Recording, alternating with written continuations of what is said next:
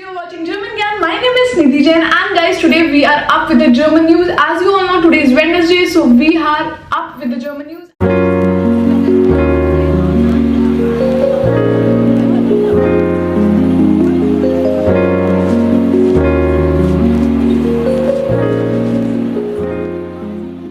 And the whole topic will be GST. Yes, guys. In this video, the whole news will be on GST reforms which gonna benefit the poor and middle class people. These all were announced by our Prime Minister Narendra Modi on this Independence Day. So we thought why not to come with that, because this news will actually benefit you. It's just not a news, but while listening this news you can practice your 3 modules in German. So this video will help you in German practice also. So make sure to subscribe German Gyan if you are watching me for the very first time. Then my name is Nidhi Jain. I am a CEO and the founder of German Gyan. German Gyan provides you online offline classes, video provide teacher training program, exam preparation and whatnot. So while wasting time, let's get into this video. Let's go.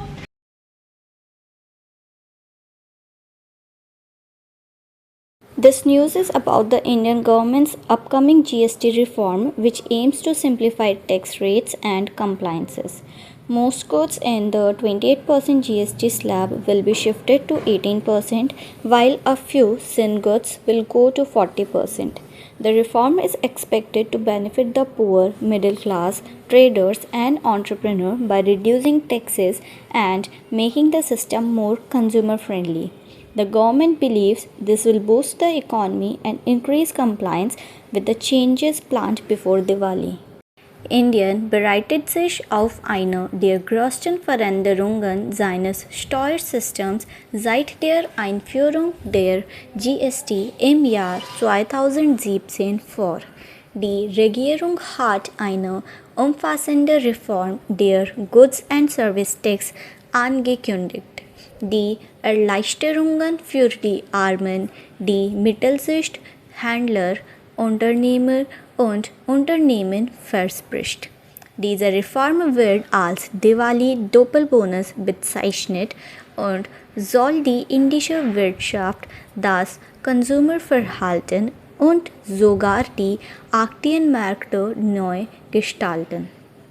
Hintergrund der GST.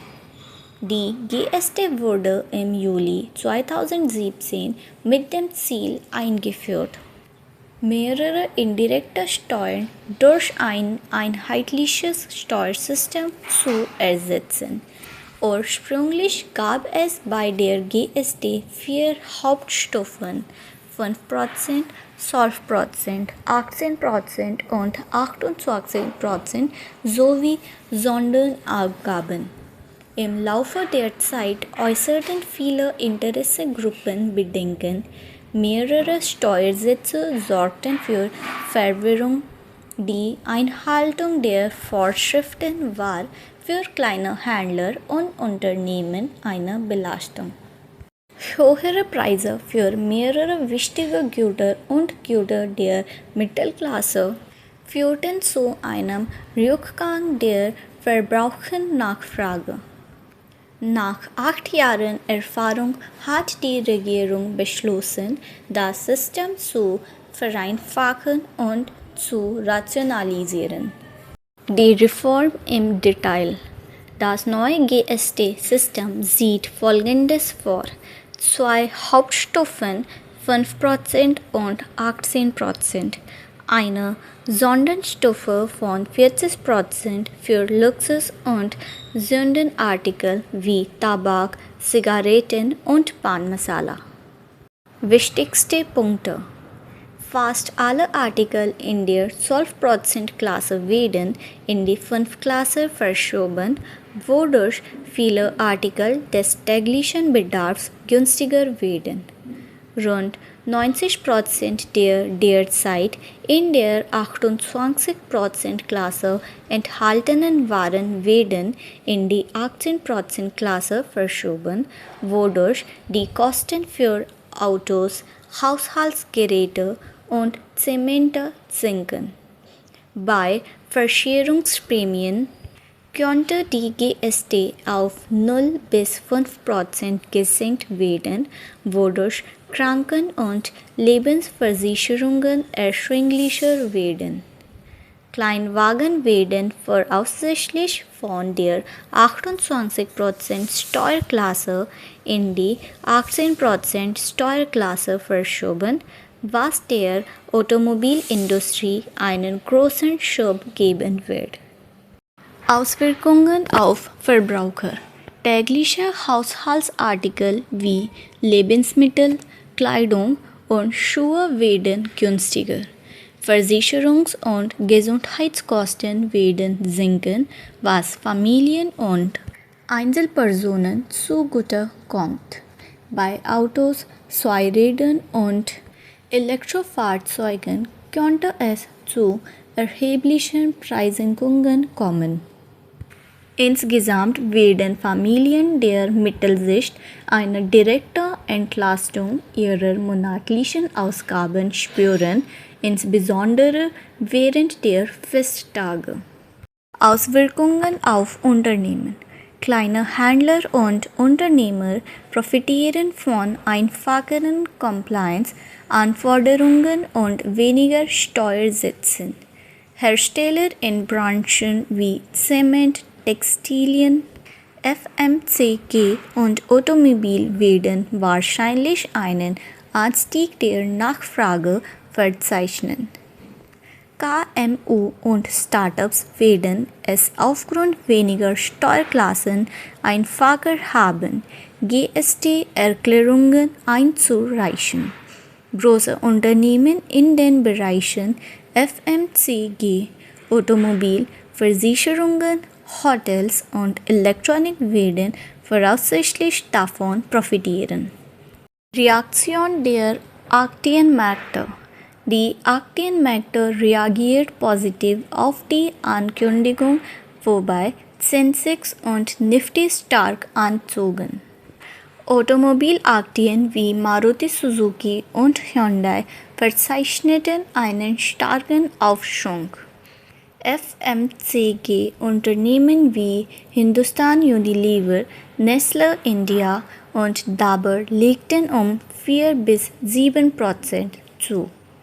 Zementunternehmen wie Ultratech Cement und ACC verzeichneten ebenfalls einen Anstieg, da sie mit einer höheren Nachfrage rechnen. Wirtschaftliche Auswirkungen. Analysten prognostizieren einen Anstieg der Verbrauchernachfrage um 2,4 Billionen Rupien. Das BIP-Wachstum könnte im Geschäftsjahr 2025/2026 um 0,5% bis 0,7% steigen. Die Ersparnisse der privaten Haushalte dürften um 0,6% bis 0,7% des BIP steigen. Zwar könnte der Fiskus zunächst etwa 500 Milliarden Rupien verlieren, doch dürfte diese durch eine bessere Einhaltung der Vorschriften und höhere Steuereinnahmen ausgeglichen werden. Experten bezeichnen diese als eine finanziell nachhaltige Reform. Die Vision der Regierung. Premierminister Modi hat dies als doppelte Diwali-Prämie für die Bürger bezeichnet. Die Regierung drängt die Bundesstaaten, die Reform zu unterstützen, damit sie vor Diwali 2025 umgesetzt werden kann. Beamte haben die Reform als bahnbrechende bezeichnet, die den Weg für eine einheitliche GST-Steuer bis 2047 ebnet und damit dem Ziel von Viksit Bharat 100 entspricht. Herausforderungen für die Zukunft.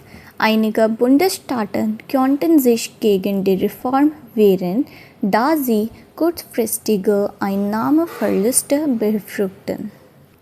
Unternehmen müssen sich schnell an die neuen Steuersätze anpassen. Ökonomen warnen davor, dass die Einstufung einiger Waren in die 40%-Klasse zu Preissteigerungen für diese Artikel führen könnte. Fazit: Diese GST-Reform ist ein historischer Moment für das indische Steuersystem. Durch die Vereinfachung der Steuerklassen, die Senkung der Steuersätze und die Fokussierung auf die Entlastung der Verbraucher verspricht sie, die Nachfrage anzukurbeln, das Wirtschaftswachstum zu beschleunigen und Waren erschwinglicher zu machen. Wenn sie bis Diwali 2025 reibungslos umgesetzt wird, könnte sie tatsächlich den doppelten Bonus bringen, den die Regierung versprochen hat: günstigere Produkte für Familien und eine stärkere Wirtschaft für das Land. Guys, how was this video? I hope you enjoyed. Thank you so much for showering lots of love. We'll catch you in the end. Till then, keep listening, keep loving, and keep showering lots of love to Gyan. Take care.